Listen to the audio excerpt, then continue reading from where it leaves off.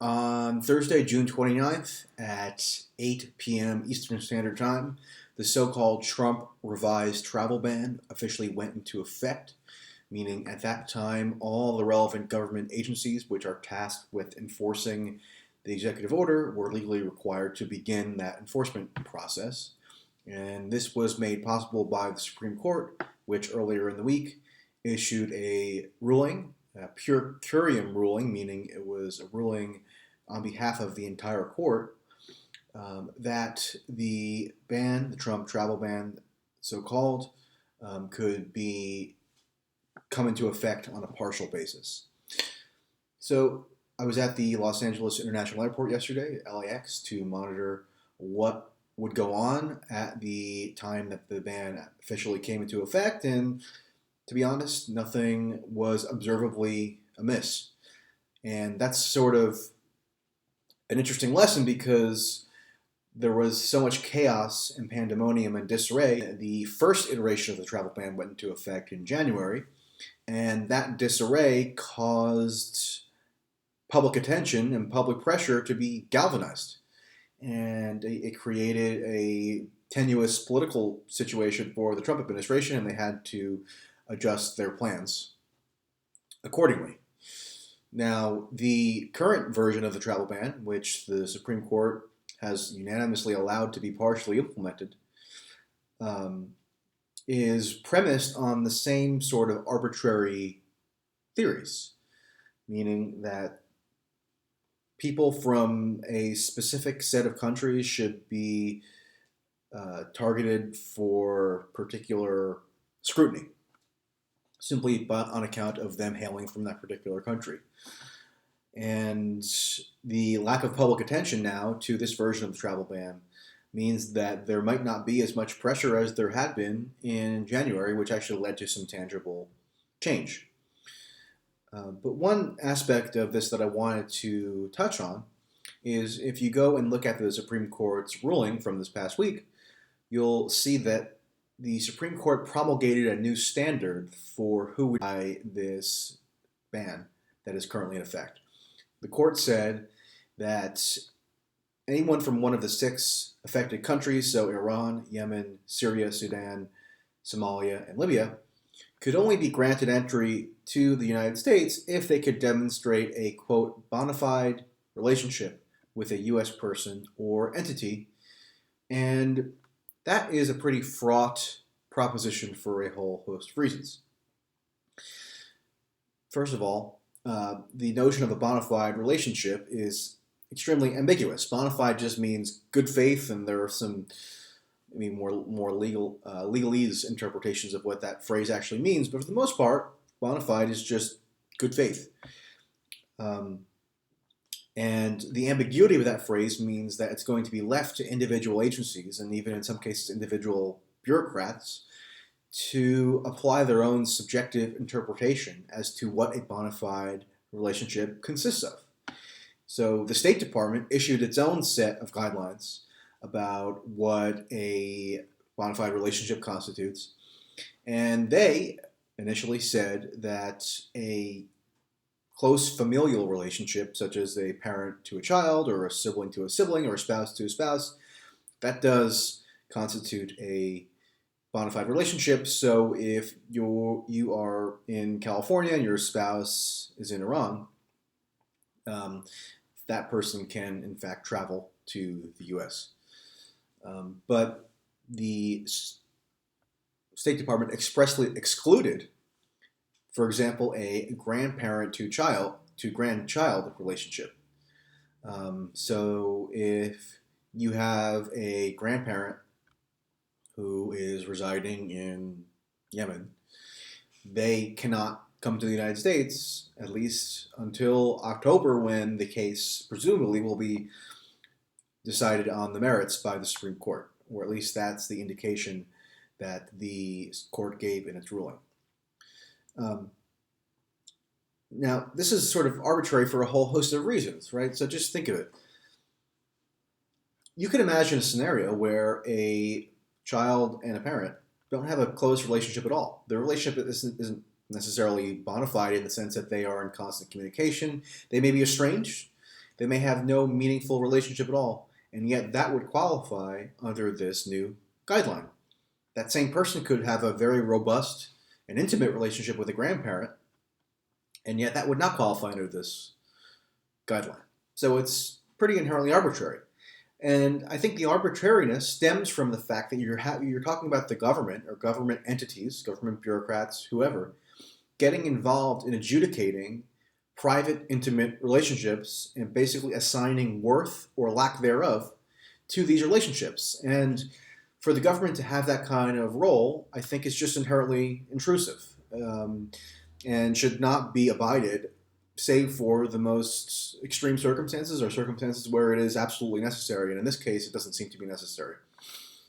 And in fact, Clarence Thomas in the ruling, so it was issued on a pure curiam basis, but Thomas did issue a concurrence/dissent.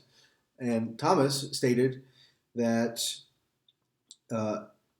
there will be, as a result of this decision, a quote, a flood of, hold on, let me find it, sorry. The decision will invite a, quote, flood of litigation until this case is finally resolved on the merits, as parties and courts struggle to determine what exactly constitutes a, quote, bona fide relationship, who precisely has a, quote, credible claim to that relationship, and whether the claimed relationship was formed, quote, simply to avoid the executive order. And Thomas is right. I mean, he presumably thinks that any injunction on the implementation of the order should be removed, meaning he thinks that the ban should just go into effect entirely. But so he's coming at it from a particular standpoint.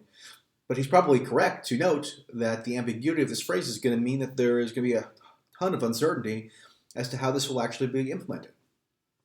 So think of another example. I mean, if you have been granted admission, if you're a Sudanese student and you've been granted admission to an American university, you could argue that you have a bona fide relationship with that U.S. entity, and thereby you are permitted admission into the country. But say you're a prospective student. Say you are coming in to visit universities and determine which ones you want to apply to, or which ones you want to accept an offer of admission from.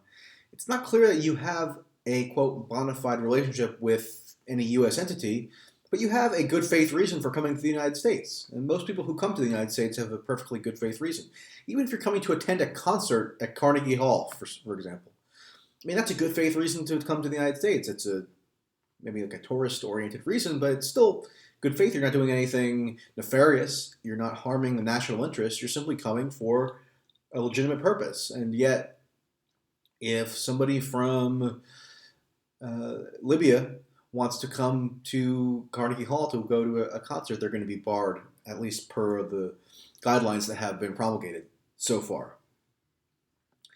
And I think people should just be very wary about the state arrogating this power to itself to sort of adjudicate the legitimacy of private relationships. And I actually went back and researched the history of this phrase in terms of other actions that the federal government has taken throughout the years.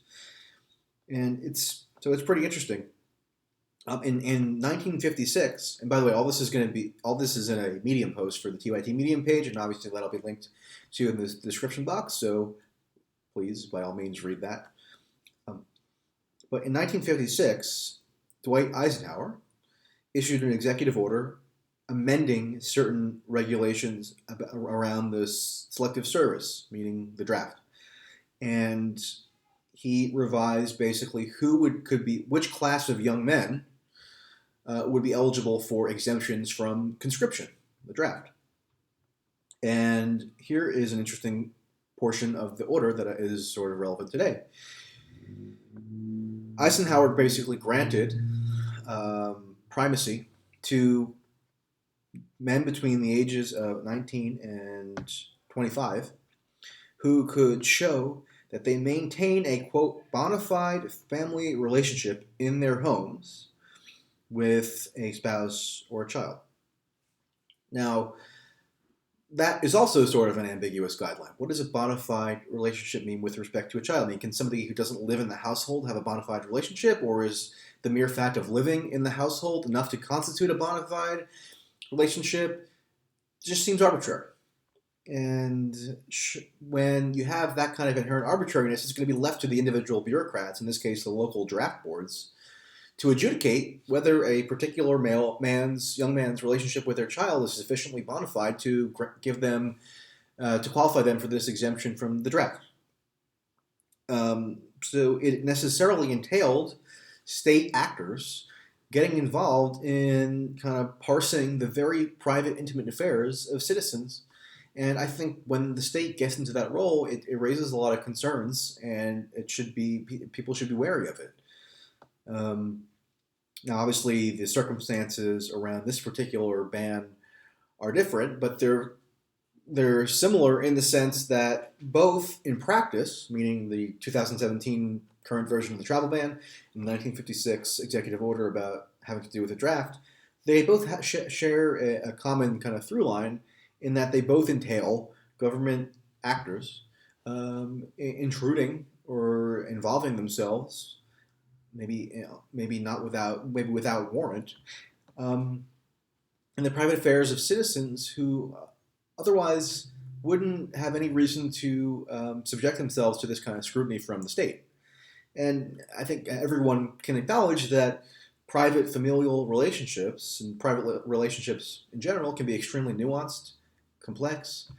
You could have a bona fide relationship with a friend. I mean, that's something else that kind of bothers me and grates on me, and that kind of extends beyond this particular issue. But what makes a familial bond inherently more bona fide than a platonic bond of friendship? So you could have a parent or a sibling from whom you're estranged and don't talk to and have no real significant relationship with, while on the other hand, you could have a lifelong friend who you have an extremely intimate relationship with, an unshakable bond, etc. And yet, if your friend is Iranian, he or she cannot come to the United States on the basis of having a bona fide relationship with you. That's excluded, and that just seems arbitrary. I mean, familial bonds are important, and I don't think anybody really denies that. But at the same time, to give that such unwavering primacy in these kinds of discussions just doesn't seem justified to me. So, as kind of insidious as this ban is, and kind of impractical as it does raise some interesting questions about the relationship between the citizen and the state that I think have bearing on other issues, and that's worth exploring. I am going to be monitoring how the ban is implemented over the next couple of days. I just spoke to somebody from CARE earlier today, and he said that, and I actually interviewed him for a video that went on the TYT YouTube page on Friday evening. And according to that legal advocate, there haven't been any noticeable disruptions in terms of people's plans for travel. It looks like the federal bureaucracy has implemented this with a little more aptitude than the previous go-around, which perhaps means that there's going to be less public scrutiny and public pressure. But at the same time, it's I guess a good thing that not as many people were wrongly harmed by this. So some interesting issues there. Kind of gets to a more kind of philosophical level that I think is worth delving into at times. I kind of laid this all out in written form on the TYT Medium page, which again, a link will be listed on the description box. So please take a look at that if you so desire, and let me know what you think in general. Compliments, trolling, attempts, anything that might come to mind, always welcome. So I'll leave it there for now, and have a good night.